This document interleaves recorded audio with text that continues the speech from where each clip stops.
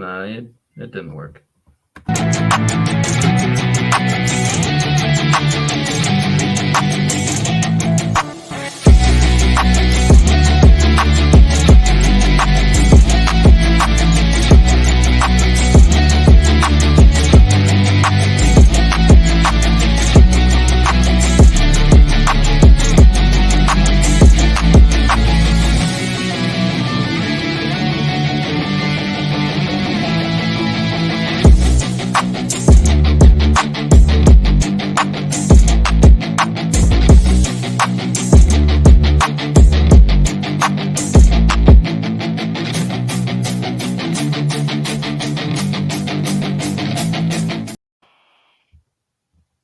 The intro gets me every time. Oh, we had to do it. We had to do it. So definitely got me pumped up. And ladies and gentlemen, welcome back to the Death Taxes and Sports podcast. We're excited to bring you episode 143. I'm joined by my wonderful colleague Marisa, and Mr. Gary Johnson has entered the room Let's as well. go. Going on. Gary, how we feeling? How we feeling? It's a good day to be a New York sports fan for the most part. I said for the most part. Got them rings the size of like literally the planet. Them championship rings is absolutely spectacular. It's excessive, but yeah. It could definitely pay all three of our rent and then some. Easily. Yes. Marisa, how we feeling tonight? Oh, absolutely amazing. I mean, despite the fact that, they had to deal with brokenhearted Wolverines fans, the Lions made up for it. And first place in the NFC North. I got no complaints. Beautiful. There we go. So tonight we're going to discuss some NFL storylines, the dysfunctional and underperforming New York Jets, get a little World Series preview, discuss some fantasy football, and hit on some more as well. Gary, I want to turn it off to you.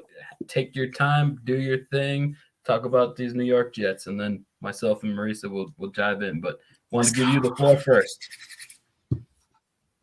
So both the Giants and Jets are 2-5, right? But only one of them should be 2-5. My Giants are hot garbage. And I got to see that in person this past Sunday. I want to say for the record, for everybody that is ever interested in this, seeing Saquon Barkley score in an Eagles jersey hurts so much more in person than it could ever possibly on TV. Like it is quite tragic to have to watch, especially in a game that ended the way that ended. So saying that, I digress. If you're Devontae Adams, this is like going from one mediocre 2-5 team to another mediocre 2-5 team, but the difference is your friends are on that 2-5 mediocre team. And I was equating it with somebody else. It's like having that one class that really sucks, but your friends are in it, so you kind of just get through it that way. That's why I have to feel like Devontae Adams is feeling right now. It's like, all right, this is no better than what I just left in Las Vegas. You just left, really, you kind of left for colder weather. So I don't know how smart of a move that was for him, but this team, you get rid of Robert Saleh, you demote Nathaniel Hackett, you get Devontae Adams. Everything was trending upward towards this could be the turning point in this 2024 season. And I've said it before, and I will continue to say it until things change. It is the same old sorry ass Jets. You can put lipstick on this green and white pig, but it's still a green and white pig. This is exactly what we all feared could happen with this team, and it's come to fruition. Everybody said, okay, they had to, at least for this first 7 games, they had to go 4-3 and all that to kind of make it relevant. And I say, like, yeah, no, they're not winless. They're not 1-6, but 2-5 in the AFC, in a somewhat loaded AFC. That's not going to do it. They've dug themselves into too deep of a hole. And even if they finish the season 8-9, 9-8, whatever the case is, these losses that they've already accumulated is going to come back to bite them. And it's a shame because now you've wasted yet another year of Aaron Rodgers' mediocrity for what? For what? Yeah, very well said. I just wanted to kind of on the Jets. I just think that going to make a comparison to I'll use an NFL comparison and also an NBA comparison. Remember Vince Young and the cornerback from the Raiders that went to the Eagles and this dream team. They have all these star players. Going to be great. All this hype. And I think they finished like 4-12. And the NBA example, although they had a lot more success, clearly they made the finals, losing to your Pistons, Marisa. But the Lakers, who had Gary Payton and Karl Malone at the end of their career, kind of threw that together. It's like they have a roster of players, and it looks great on paper, but like it's not a team. Like you got a roster, you get everybody put together. This guy's great. This guy's great. This guy's great. But you can't just. It's not Madden. We're not playing Madden. We're not playing video games here. And it's just chemistry matters and like leadership matters. And where is the leadership in that organization? I have no idea. Frankly, it's probably been missing for the last 30 years. But it's like they just put a roster together that's a very talented roster. And the fact is they don't hold each other accountable. The coaches don't. And it's hilarious to me because, okay, Robert Saleh is the problem. Okay, let's get rid of him. 2 losses since then. Oh, we don't have enough talent on offense, which was never the problem. We don't have enough talent. Let's go get Devontae Adams.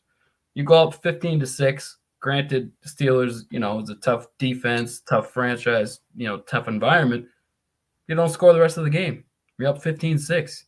And 15 points with I don't care about the offensive line and the injuries on defense. Like you got 2 probably top 10 at worst top 15 receivers, probably 1 top 5, probably 1. So you got that. You got a top 5 running back, all in their prime, Devontae towards the end of his prime, but still. And all 3 of them were healthy the entire game and you scored 15 points. Like that's unacceptable, like completely unacceptable. I don't care about the issues on the defense and the offensive line. Like figure it out. You got that much talent on offense. You should be scoring 20 points in your sleep. And the problem is the accountability. No one on a team is taking accountability. It starts with the leadership. The leadership is people that take accountability. I have yet to see, and correct me if I'm wrong, I've yet to see fully Aaron Rodgers take accountability of what is going on. Robert Saleh, to me, became the scapegoat. Nathaniel Hackett dodged a bullet. I don't understand why in the world that if Robert Saleh was the problem, because the New York Post, and I saw this on here, and I felt so bad for him. The man couldn't go grocery shopping in peace. You had people that was from the New York Post literally stalking him and asking him, what is he going to do next? Do you see that your former team did you dirty? They can't win without you. Are you angry? Are you upset? Like literally hounding this man while he is walking out of a grocery store into his car. I mean, it's absolutely pathetic of the New York Post, and I don't have any respect for them, and that's here nor there. The problem is, and I said this on the last show, if they could get past the Steelers, depending on if Justin Fields was going to start or Russell Wilson was going to start, then maybe, just maybe, possibly it was an issue with Robert Saleh. Was he head coaching material? Probably not. But, he invested so much into this team and believed in his players. The Steelers, I did, a vintage Russell Wilson in the second half. He put a clinic on all of them. No interceptions thrown. What was it, Ben? Like 264, 265, something like that. 2 touchdowns. 2 touchdown passes, 1 rushing. Yeah, Wilson. If you're a Steelers fan, you should be excited what you saw in the second half. You see what I'm saying? Like you should be excited that you got 2 pretty much mid quarterbacks that can literally get y'all to the postseason. With the Jets, and Gary nailed it so perfectly. There's just so many question marks with this organization. And again, and I'll wrap this up. It starts with accountability. It starts with the leadership taking being accountable of what is going on there. And Aaron Rodgers needs to say this because, again, gentlemen, people that are watching this show, next week they play a 1-6 Patriots at Patriots. If they lose there,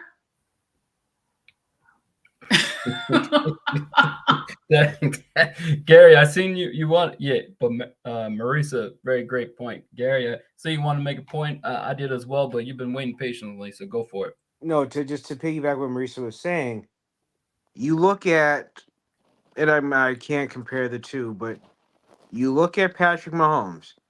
Patrick Mahomes, in his press conference this past Sunday, spoke about being accountable, spoke about how he needs to play better. That's a leader. His team is undefeated, and they beat the defending NFC champion by 10 points. And he's talking about still being accountable and wanting to play better. You don't hear that from Aaron Rodgers. You don't, and it's funny because we sit there and we call Aaron Rodgers one of the greatest of all time and one of the greatest to do it. It's just kind of like he's been to one NFC championship game since winning Super Bowl 45. Gary, didn't he, and I'm sorry to interrupt you, didn't he in the last game that they lost, didn't Aaron Rodgers out loud in front of the media, he threw one of his defenders under the bus? I can't recall which one he did. Not defenders, I'm sorry. But you're absolutely right. Monday Night Football game, it was Mike Williams. Mike Williams, thank you. Yeah, the previous game. But the thing is with Aaron Rodgers and accountability, he is saying the right things on the freaking Pat McAfee show. He's saying the only thing I've heard him accountable after the Vikings game that he was horrible in, and he did take some accountability. But for me, he says he's not actually holding himself accountable. He's trying to control the media and control the narrative, which is what he has done for his entire career. He's not actually really holding himself accountable. He's just saying the right things because he's trying to, he's spun the media in his favor and his direction for 20 years, and he's still trying to do it despite being 2-5. But the reality is, one of the biggest reasons, he only has one Super Bowl appearance is because he's a crap leader. He's a horrible leader. Can talk about the defensive struggles in Green Bay and, coordinators and all this and that. But at the end of the day, there's not many more people more talented throwing a football in history. It's probably maybe him, Marino, Mahomes, as far as physical talent at quarterback. And he would probably be up there. And to only have one Super Bowl appearance, let alone win, is you have to say nobody. I feel like it doesn't come out enough. I mean, amongst the most us possibly, but he's just not a good leader at all. He's a crap leader, and there's plenty of examples to point to it. A long time ago against the Falcons, when the Falcons had the 27th rated pass defense, and there was a minute left. They're down by 4, and he goes 4 incompletions. And on the last one, he literally points at the receiver and points this way, you were supposed to be over here. So he threw the ball on the outside, and the receiver had cut inside. So he pointed at the guy, told him he needed to be over there. It's you do that in the locker room, not on national TV. And it was a younger receiver because some of his guys had gotten hurt. So you just destroyed his confidence completely. Somebody that you needed for the next week. So, food for thought, the Jets are a 7-point favorite. Yeah. And on the betting line, they are a -300, and the Patriots are +240. Yeah, I mean, the Patriots are that bad. So they are that 7-point favorite, though. Whew. Yes, 7. That maybe does seem a little bit high, but then that's generous. But at the same time, although it would only be one game and it wouldn't mean their season has turned around, kind of feels like the Jets will feel good about themselves if they kick the crap out of the Patriots. Mm-hmm. Like, you're a better team. It might not turn your season around, and at the end of the day, it's only one win. Yeah. Just for confidence level, you almost feel like they got to win that by 14 points, 20 points, like just to feel good about yourselves. You beat the Patriots by 3 points. You really, like, really? Right. If that's the case, I think they need, for their own locker room, I think they need to put on an ass whooping, to be honest. I agree. Couldn't agree more. Alrighty, so Marisa, gonna head to you first. So far, NFL storylines, surprising storylines. Have at it. Carolina, what's going on? Wasn't Andy Dalton supposed to be your end-all be-all? Wasn't he supposed to be the one that would take the Carolina Panthers to the next level? You benched the #1 draft pick and brought out the red rifle. And he's supposed to, after you all won that first game with them, you're like, oh, well, shoot, this is absolutely amazing. He's going to turn around and make things happen for us. And then what is it has now been that he has started now 3 games since then and hasn't won them since? He's only won 1 game. I mean, you lose 40-7 to not Jaden Daniels, who I hope that he feels better, definitely healed up from that rib injury that he got in the first quarter. And he tried to give it a go afterwards. And ribs is no fun whatsoever, because if you get a rib injury, forget about it. You're going to have to sit out. But you got mud stomped by Marcus Mariota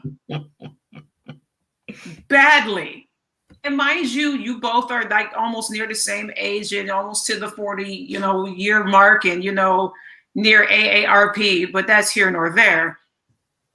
But 40-7 bad? Like, again, what is a Bryce Young? Do you put him back as a starter? Do you just continue to go? I mean, I'm looking at the stats of what happened, and I'm just confused on the fact that you bench this individual. The ownership is getting pissed off. I mean, for all of that, Marcus Mariota was 18 of 23, 205 yards and 2 touchdowns as a non-starter. You are a starter, sir. You were 11-16, and you produced only 93 doggone yards. And 2, not 2 touchdowns. You pumped out 2 interceptions.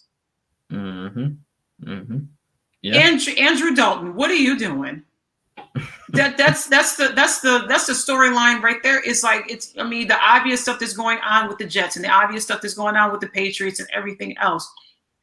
This is an absolute backfire that's happening right now with the Carolina Panthers, because you put in a veteran that you think is going to be great, and now you are on the road going to Denver, who is starting to cook with Bo Nix.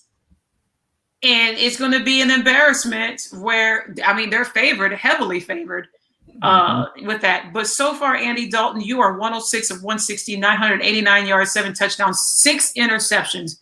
It is unacceptable to me. Unacceptable.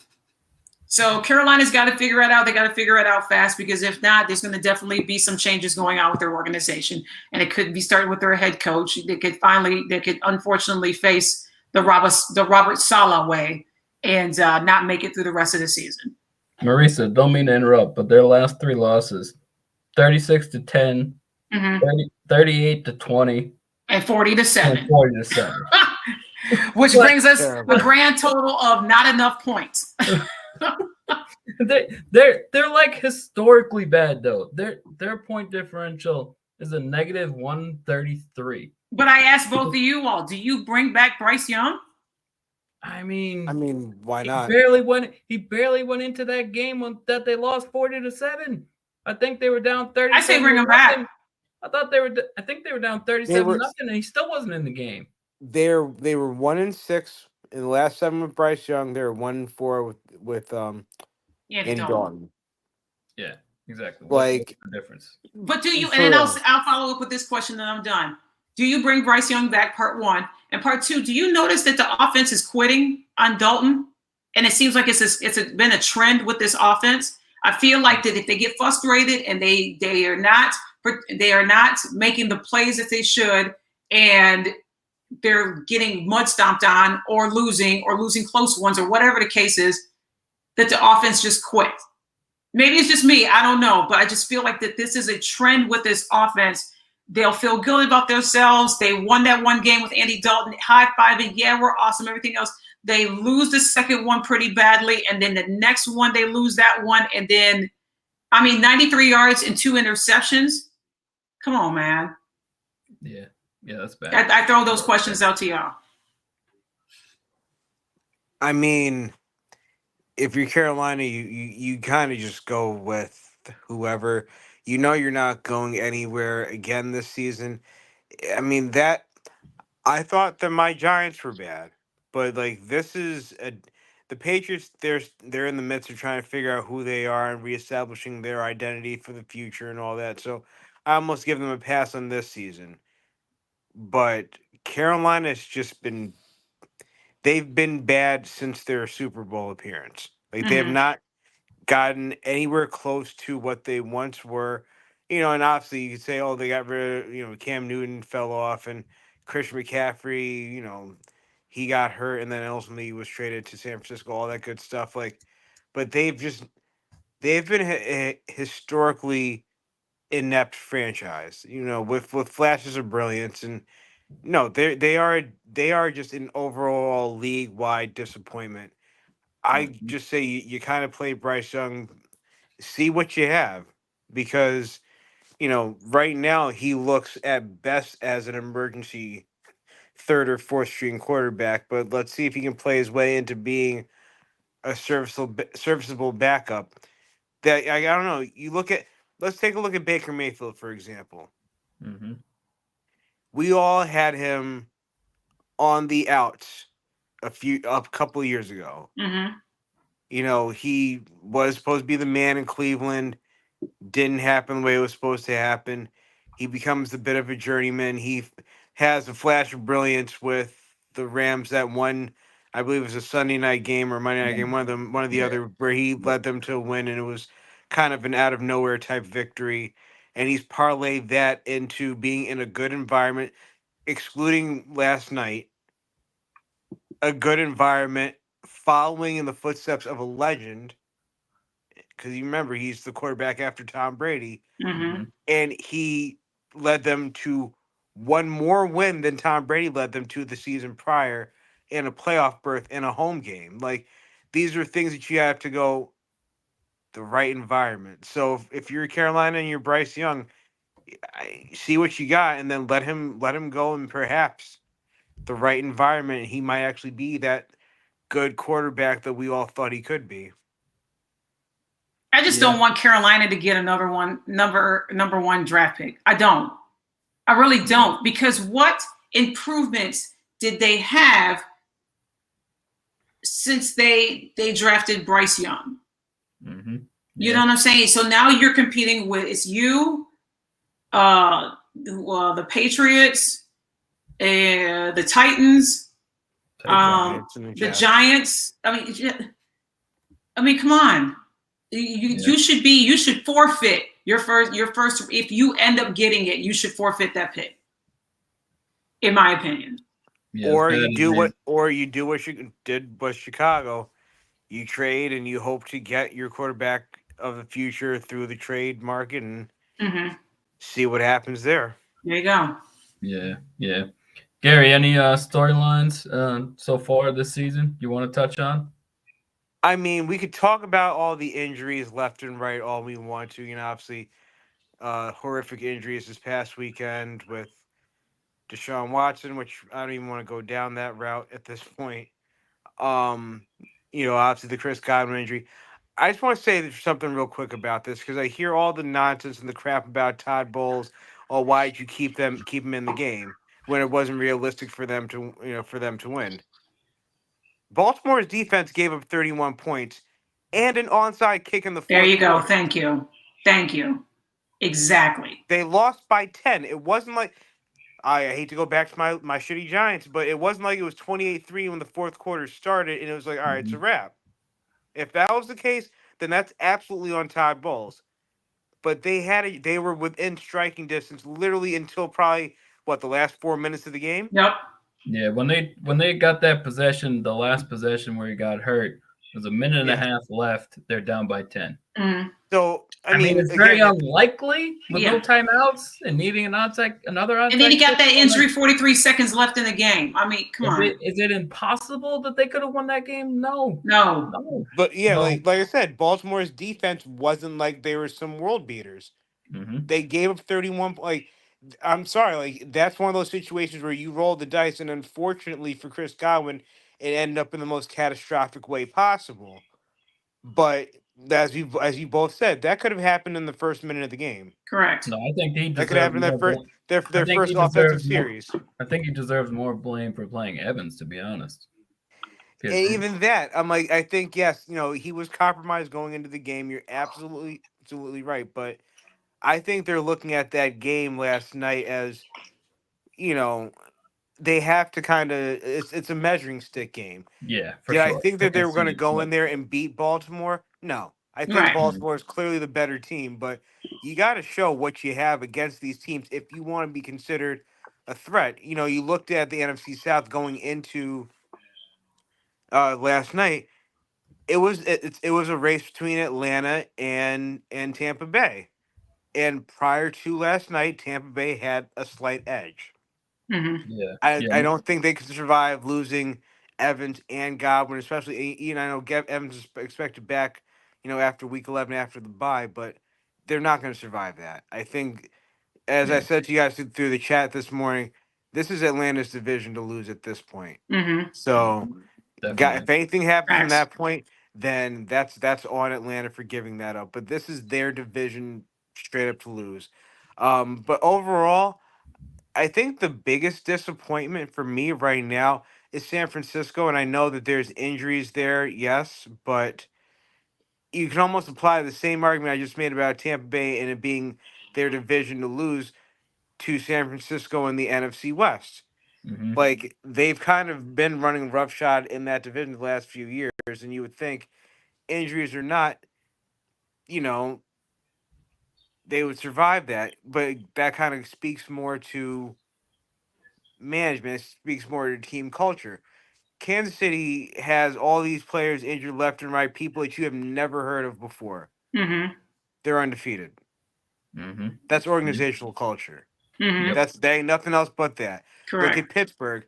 Pittsburgh had two quarterbacks, which where we've grown up. If you have two starting quarterbacks, you have no starting quarterbacks. Mm-hmm. They have a bunch of who the hell's on their offense. Yeah. They're 5-2. Like, it's like you kind of have to. This season's going to be about organizational culture. Who's going to lean into that and lean on that to be successful? Because I think this is truly going to be this. I thought last season was bad, but this season's really going to be a war of attrition, and who has enough healthy bodies come January. It's going to be amazing. It's going to be interesting to see, gentlemen, what we're going to see the next little less than 2 weeks before the trade deadline. Who's going to be making the moves, who knows their team is contenders, or they think they're contenders and they got somewhat of a decent record if they're going to make a move. Yeah. It's going to be interesting to see it.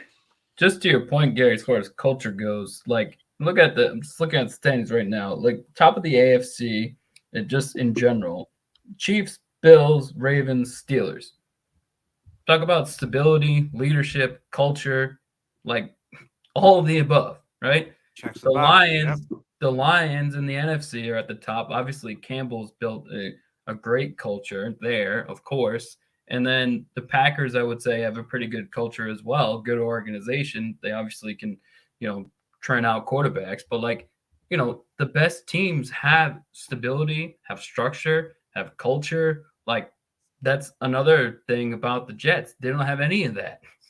It's all a bunch of me guys, and not accountability guys, and not a culture. So culture matters for sure. I mean, especially, just look at the AFC North between the Steelers and the Ravens. They're always relevant. And what's the consistent theme? Leadership, coaching, culture, that you need that, especially the consistency of that. if you look up stability in the dictionary, you're just gonna see the Pittsburgh Steelers helmet because they That's are true. the model, Yeah. Mhm. the Yeah. model of Yep. consistency. Was it Yeah. 3 coaches in 50-something years? Like Mm-hmm. Yeah. Yep. the same Yep. family of ownership, essentially the same general management. Like, and Yeah. they've been a proven winner decade after decade after decade. So, no, Or that with a winning record, even if they don't make the postseason. Mm-hmm. Yep. Yep. like you can guarantee, we call it death tax in sports. It's death taxes, and Pittsburgh ending up 9-8 for reasons. Yeah. Exactly. The other, Winning 9 or 10 games with a bunch of nobodies and hosting a playoff game because that's just kind of what they do.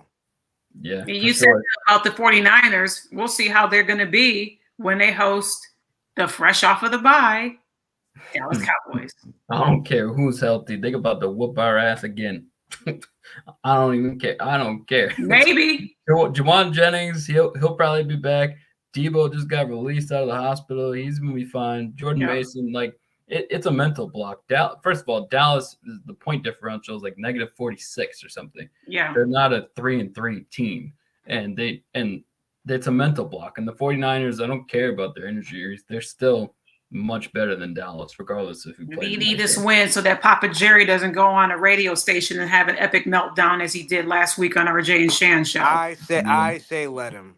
Yeah. So that kind of leads to one thing, two storylines quickly, and then we'll talk about the kind of rest of season as well.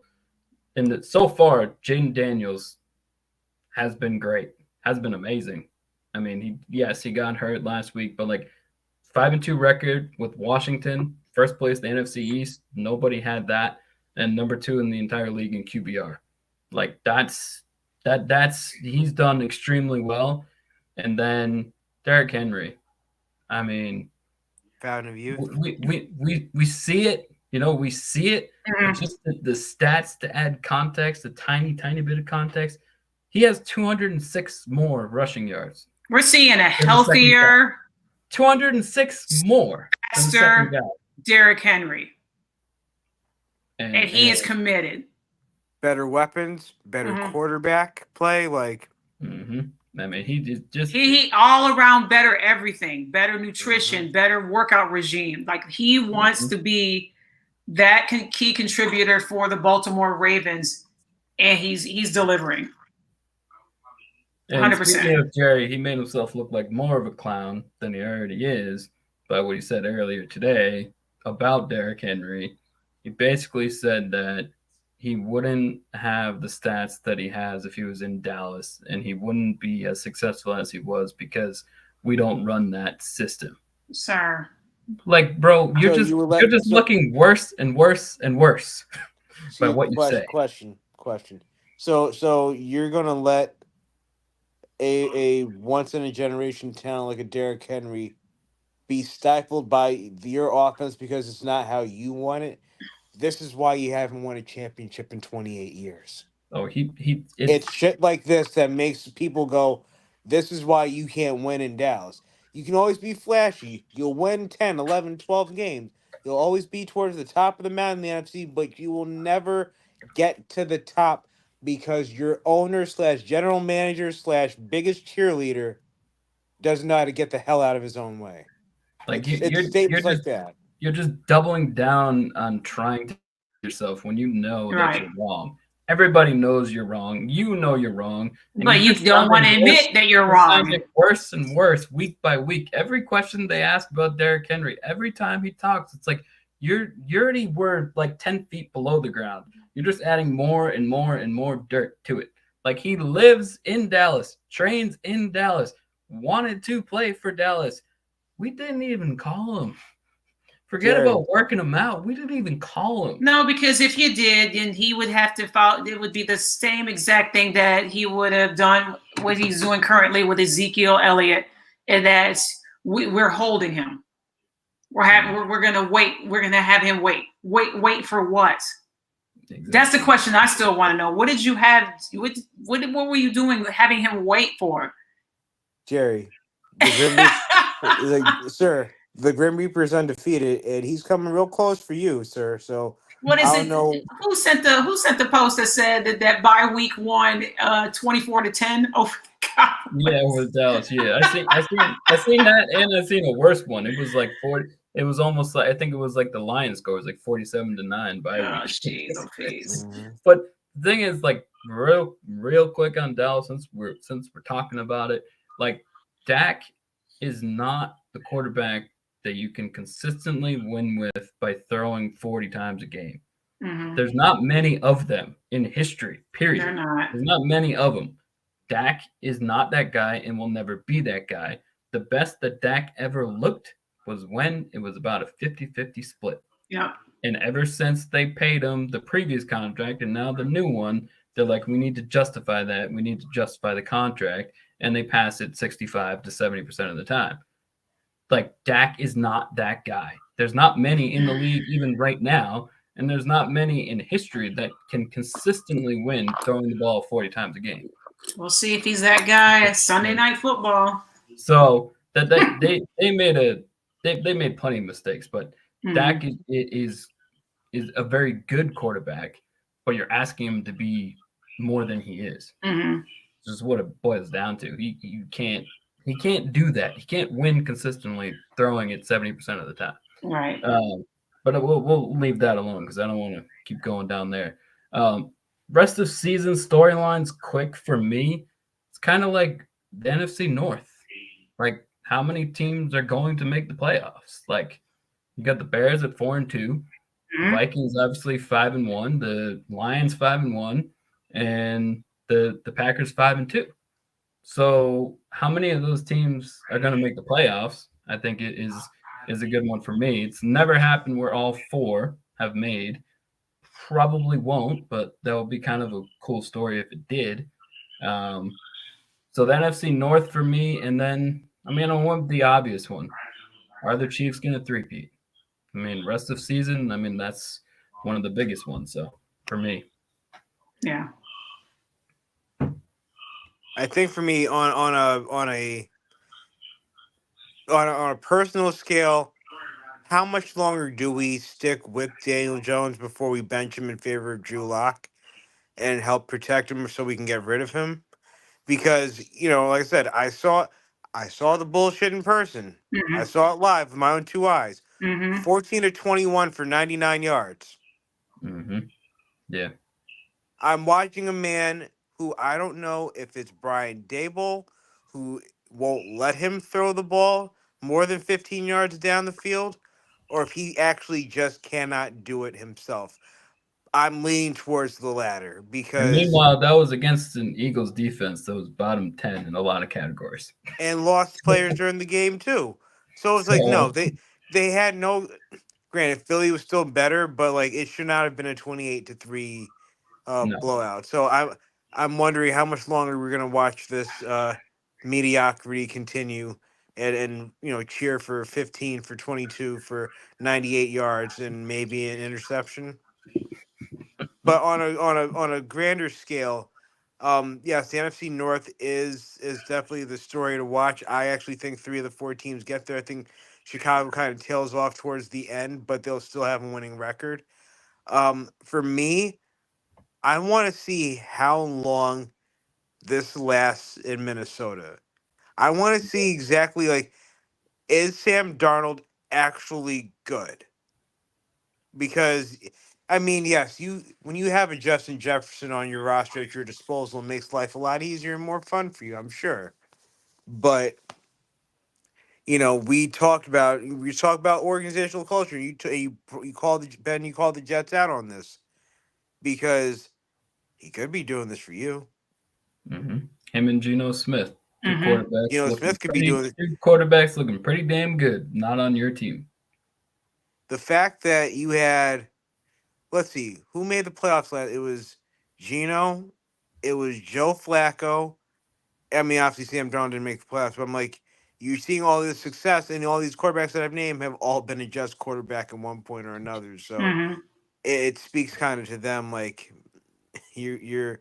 I wonder what you're going to look like after Aaron decides to ride off into the sunset at whatever point that is, and Yeah, I think I want to know, for me, how long can this last with Minnesota? Because, that's a team that we've talked about over the years. Has kind of been that they're good, but they can only get but so far. The year that my Giants beat them in the playoffs, that was a 13-win team, a Fugazi 13-win team, but a 13-win team nonetheless. Like, Right.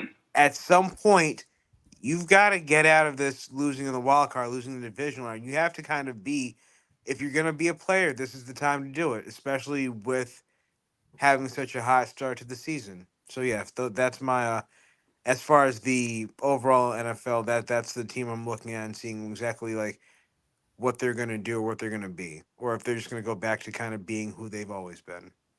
Mine is how this MVP race is going to be. You have your usuals, Lamar Jackson, Patrick Mahomes, and that sort of thing. But let's take a look at Jared Goff.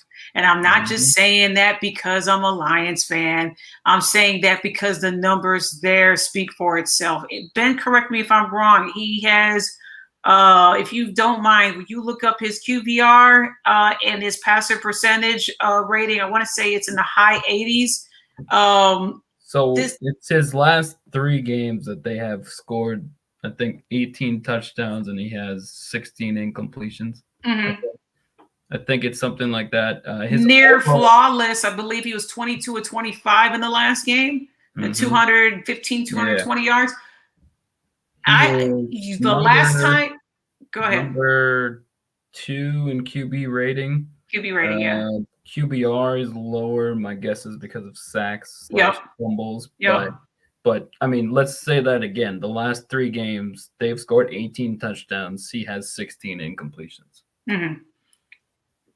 If that is not a consideration for him to be an MVP, the last time the Detroit Lions had an MVP was the one and only great running back himself, the legendary Pro Football Hall of Famer Barry Sanders in 1997.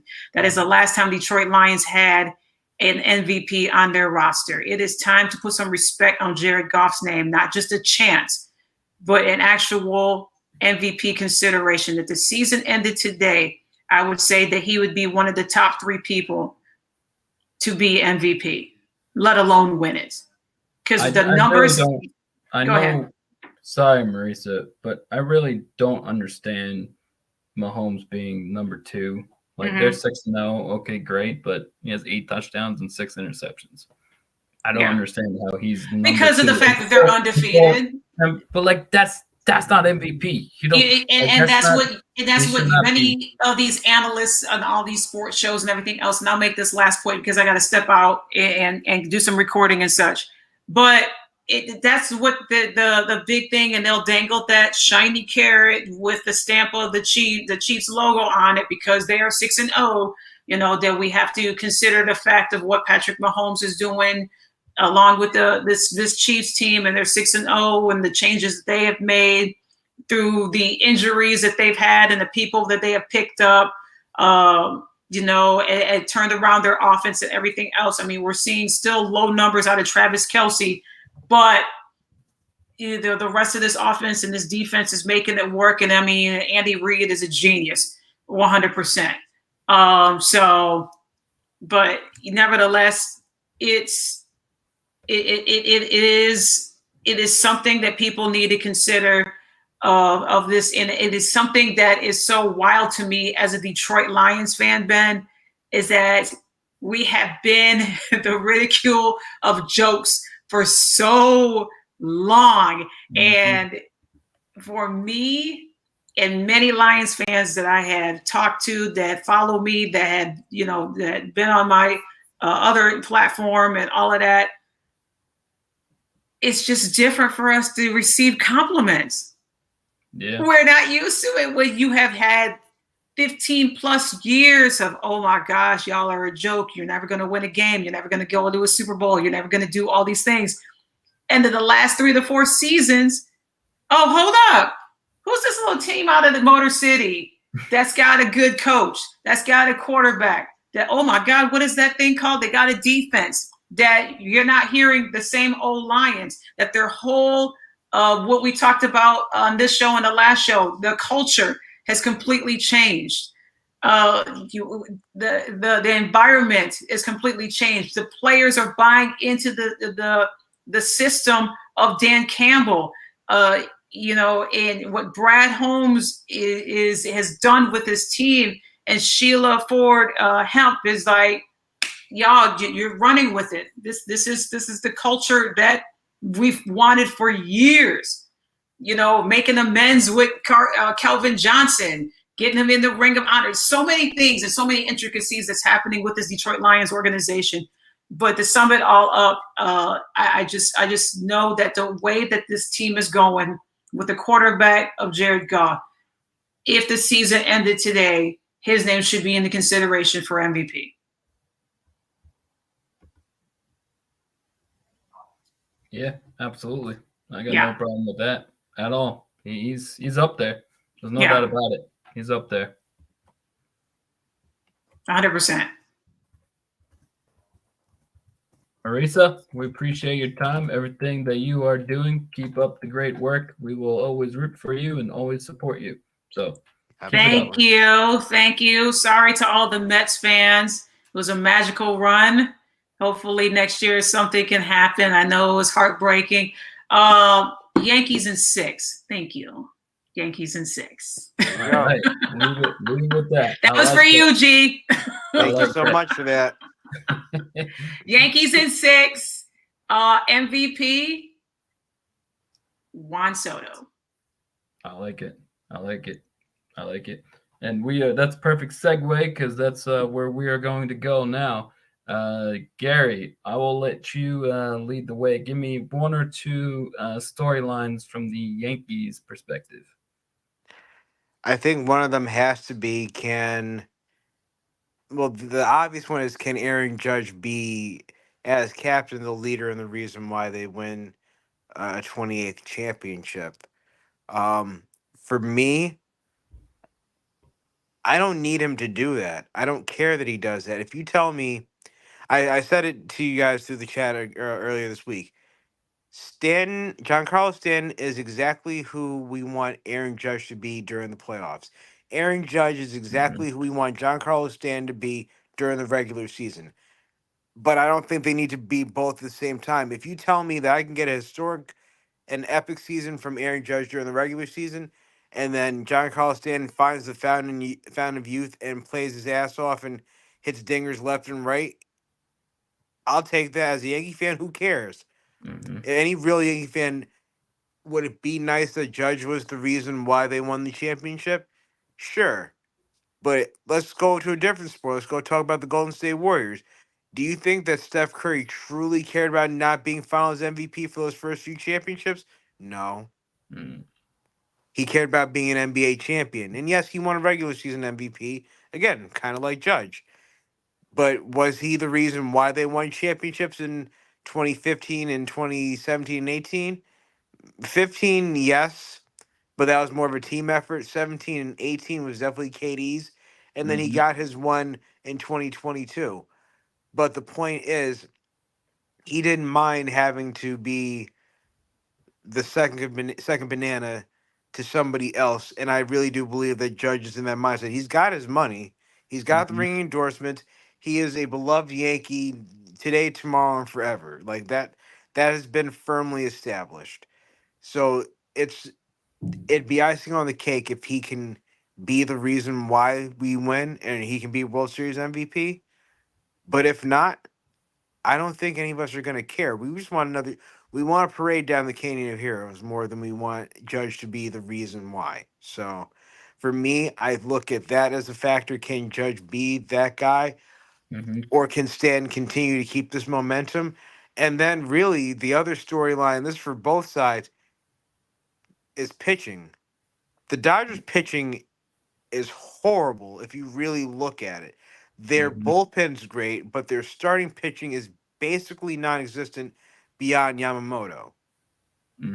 Yep. So, for me, I'm like, as a Yankee fan, we have to look at that and go, hey, the Dodgers can outslug us, but we can outpitch them. Yeah.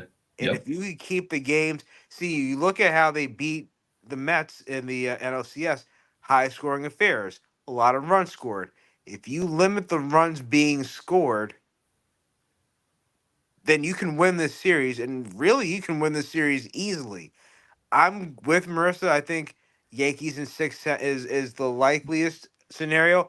Would I like them for them to win at home? We can celebrate here, sure. But again, like any true Yankee fan, who cares?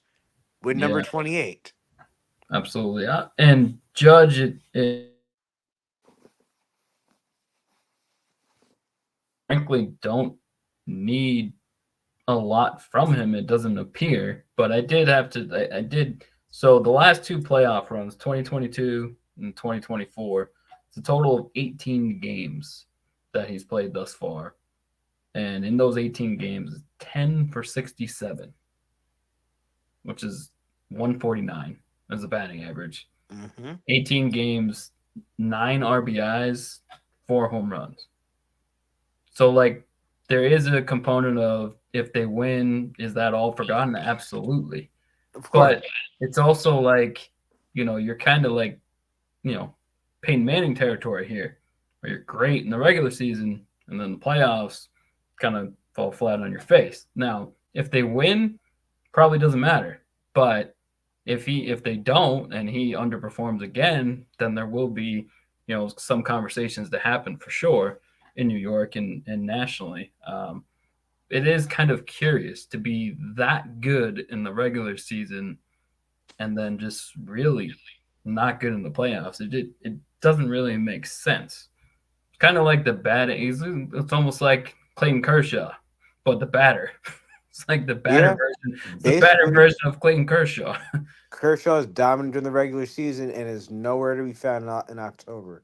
I always joke and say like James Harden is allergic to the spring. It's like somebody might be a little allergic to the fall, but yes, he had his flashes, he had his moments in the ALCS. So hopefully he Yes. can carry some of that momentum over, and we see what they're looking like. But yeah, I'm gonna say like the Yankees in six, and Judge doesn't have to be World Series MVP. I think Soto is a safe bet. Yeah. I'm gonna double down and say I think Stanton does it again. Yeah. Soto, I mean, Soto's unreal. And especially obviously the game 5. I mean, as soon as he hit Yes. that, I'm like, that's it. It's over. And then, but the announcers were driving me crazy too. It's almost like they were uh, unwillingly or willingly like voting up the Yankees because they're basically like in the extra innings. I'm sure you heard it. They're like everything is set up well for the Indians, like the pitching, the lineup, like where they were batting, and all the. And I'm listening to it. I'm like, you're saying that, and I can almost guarantee you the Yankees are going to win because you're saying Mm-hmm. everything is set up for this one team. Like it just in a tie ball game in the ALCS, it was just weird to Right. how they were commentating. That was just weird. Uh, Because as I said to you guys, Yankees versus Dodgers is box office. It's literally what's best for business for Major League Baseball. Because for Absolutely. the casual baseball fan, they may not know much about baseball, but they know the names Dodgers and Hmm. Yankees. They know Absolutely. LA versus New York, East Coast versus West Coast, the two biggest sports markets in the country. Yeah, absolutely. Like Best case scenario for baseball for sure. this is baseball's this is the baseball equivalent of Lakers Celtics. Yeah, absolutely. And Where I will back in the say from day, the go ahead. no, I was just gonna say just from the Dodgers perspective, like I mean, obviously Shohei is the biggest name, and that's he's never been not that he can't handle it because he's been frankly in the spotlight for the last like 10 years, even when he was in Japan. So I don't think the bright lights are gonna scare him at all. But they given their lineup don't necessarily need him either. But with him being arguably the best player in baseball, it's like this is a perfect opportunity to cement yourself as that.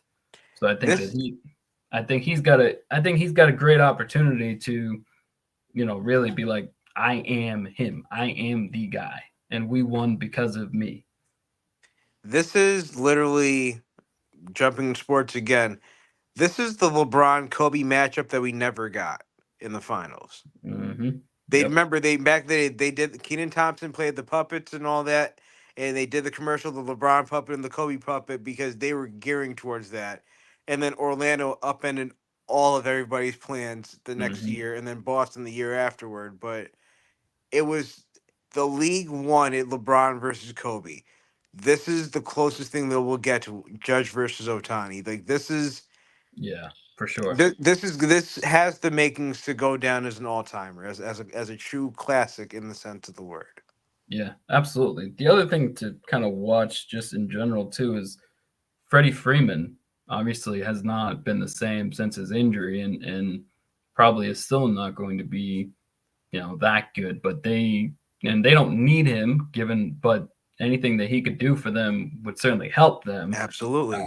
And I mean, we're talking about somebody who was an MVP like 4 years ago. So if he can be even a little bit better than what he has been in the playoffs thus far, and maybe the extra, they've gotten a couple of days off now in a row to get even more rehab and stuff done on that Mhm. ankle. So we'll see kind of what he looks like or what he can give them. But he definitely could be someone where it's like, this is what we were missing the last couple rounds, from the Absolutely. Dodgers perspective. Um, one last, I do want to throw this at you. If the Dodgers don't win, Dave Roberts, as great a job as he has done for years with that team, do you see a scenario where he gets fired at all? Do you see it? I think by the fact that both teams made it to the World Series, Girardi and Roberts keep their jobs. I think this. I think they've bought themselves at least one more year, Mm-hmm.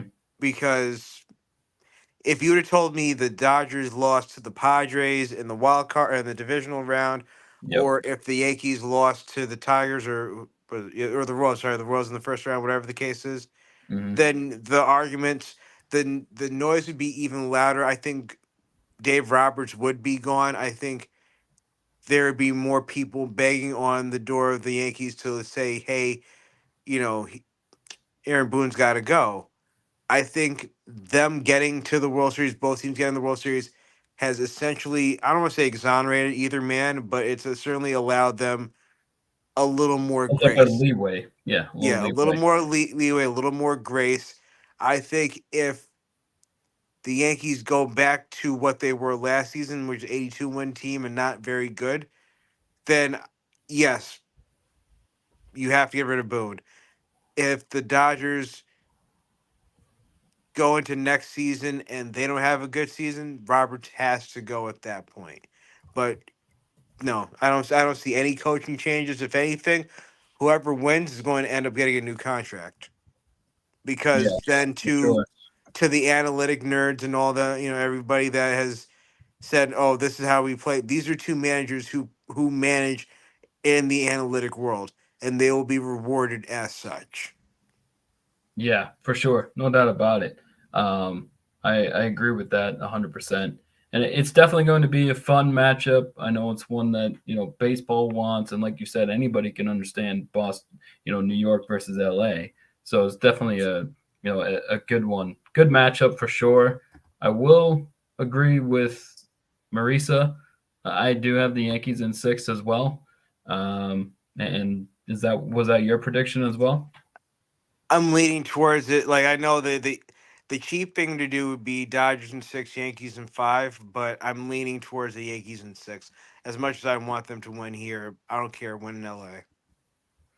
Alrighty, and go ahead with your. I see that we have a Gary's gripes. A quick one. Go for it. Have at it. I'm not going to take up a whole lot of time. This is really for the New York sports fan. Enjoy this. It's been a really long time since we've been relevant in multiple sports. You have the excitement of the Rangers. You have these, even though they are getting every bit of the ass bit right now, um, the Knicks are still going to be good this season. You got the Magic run by the Mets to the NLCS. The Yankees are in the World Series. The Liberty. Let's talk. Wait, we spent this whole time, and at not one point do we not talk about the New Mm, York Liberty. Let me tell yep. you, the Yep. last I we let's do some quick history. Time a professional, or not even nationally recognized basketball team won its nationally recognized league championship was the 2003 Syracuse Orange. That was based in New York. Mm-hmm. You got to go 2003 Syracuse Orange. You got to go 1976 New York Nets in the ABA. You got to go 1973 New York Knicks in the NBA. We find ourselves in uncharted territory. There's about to be a parade down the Canyon of Heroes for a basketball team in New York City. Enjoy all of this because it's been a really long time since we've been good in multiple sports. Like I said, Rangers, perennial Stanley Cup favorite. The Islanders are good. The Devils are going to get better. The Nets are so, but then you got the Knicks who will still be good. Giants, Jets, okay, fine. You got us there. But then if you want to talk New York, fine. We can claim Buffalo. Even though I call it South Canada, we'll claim them. This is a good time to be a New York sports fan. Yep. Ben, I know you can talk about like being up there in New England during the early 2000s and having the Celtics and the Red Sox and the Bruins and like the Patriots, like all of them being good at one time or another. Like it made for fun times in the area. New York sports fans, enjoy this because it may never happen like this again. Extremely well said. I like it. I like it. And I really, I mean, as a Red Sox fan, obviously, I don't want the Yankees to win, but I really don't like anything about the Dodgers either. So, like, yeah, of course, I can't root for the Yankees, but like, I don't really like the Dodgers at all. Like, there's nothing really about them that I like. So, like, it's just one of those things that clearly I'm rooting for the Dodgers, but also part of me kind of likes that the Dodgers, if they were to lose, they're just, it just adds to the fact that they have been the 1990s Atlanta Braves, where they're just great. They're great. They win a lot. They don't win championships. So it's going to be a fun series either way. Definitely would rather see LA as a Sox fan, but I mean, the Yankees have looked really great and got to give a pitching edge to them. And that definitely matters in October. But that is all for tonight, ladies and gentlemen. Thanks for joining us. We'll be back soon. We want to thank all of you for your support, and have a good one.